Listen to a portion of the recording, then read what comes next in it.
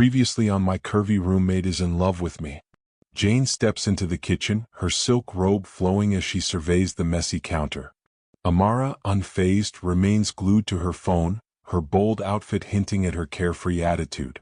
A tense exchange erupts when Jane, irritated by the mess, asks Amara to clean up. Amara smugly refuses, claiming she's a guest, and the situation escalates into a chaotic tussle.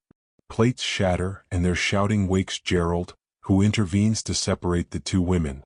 Jane confronts Gerald about bringing Amara into the house, sparking another heated argument. Later, Gerald apologizes, attempting to mend things, but unresolved tension lingers in the air. Gerald doesn't believe in limits or in love. He's the type who lives in the moment, charming and carefree. Tonight, though, his perfectly curated world is about to get complicated. Gerald lounges in his apartment, phone in hand, his laughter ringing out as he flirts effortlessly with Sophie, his latest romantic conquest. His confidence fills the room like a warm breeze. But from the kitchen doorway, Jane watches quietly. She's not part of this conversation, yet her presence is undeniable. Her gaze holds a mixture of curiosity, irritation, and something she wouldn't dare name. Sometimes it's not about what's being said, it's about what's being felt. And Jane? She was feeling some type of way. Sophie arrives, her radiant smile lighting up the room. Gerald's attention shifts to her entirely, leaving Jane in the background. But she's far from invisible. Her glances, fleeting and subtle, speak volumes. A storm brews behind her composed exterior. The next morning, Jane decides to step out of the shadows. She emerges from her room dressed in an outfit that commands attention. Bold, provocative, and entirely uncharacteristic. She plays a sultry tune and begins to move with purpose, her every step and sway deliberate. Jane wasn't about to let herself be overlooked. If Gerald wanted to play games, she was ready to rewrite the rules. Her presence doesn't go unnoticed. Gerald, seated casually on the couch, tries to act unaffected, but his gaze lingers a moment too long. Beside him, Sophie bristles, her irritation evident. Sophie, tense. Is this how you always dress around the house? Jane flashes a saccharine smile, her voice dripping with sarcasm. Jane. All this? Just something I threw on. Do you like it? She wasn't asking for Sophie's opinion.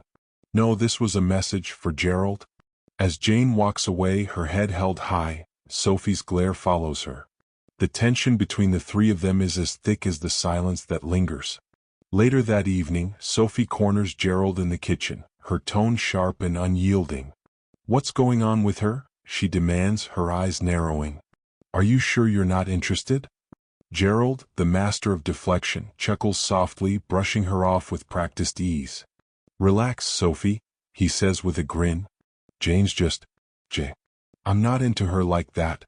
But denial is a funny thing. Sometimes, the more you push something away, the closer it pulls you in. Sophie doesn't look convinced. Her eyes linger on him, full of suspicion, but she lets it drop, for now.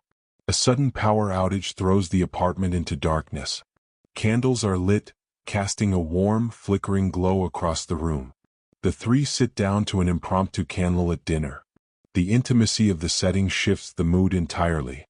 In the dark, secrets hide, or sometimes they come to light. Sophie shifts uncomfortably, sensing something she can't quite put into words.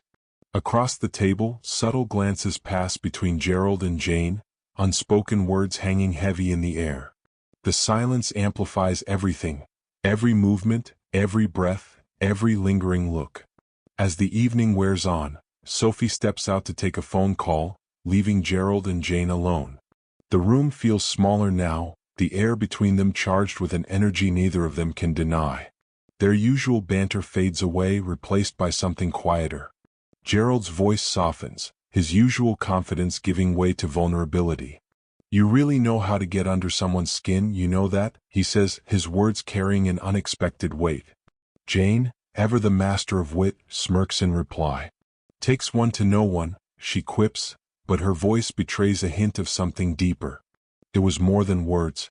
It was a moment, a fragile, fleeting connection that neither of them was ready to name. Their eyes meet, and for a heartbeat, the world falls away. Gerald leans in, his movements slow and deliberate, giving Jane every chance to pull away. She doesn't. The kiss is soft, hesitant, and yet it carries the weight of all the tension that had been building between them. The moment breaks as Sophie returns. Her eyes dart between them, her expression suspicious but unreadable. The room feels colder now, the intimacy shattered. Some boundaries were crossed tonight. And the question is, was it worth it? Later, Gerald lies awake in bed, staring at the ceiling. The memory of the kiss replays in his mind, each detail vivid and undeniable. Across the hall, Jane stands before her bedroom mirror.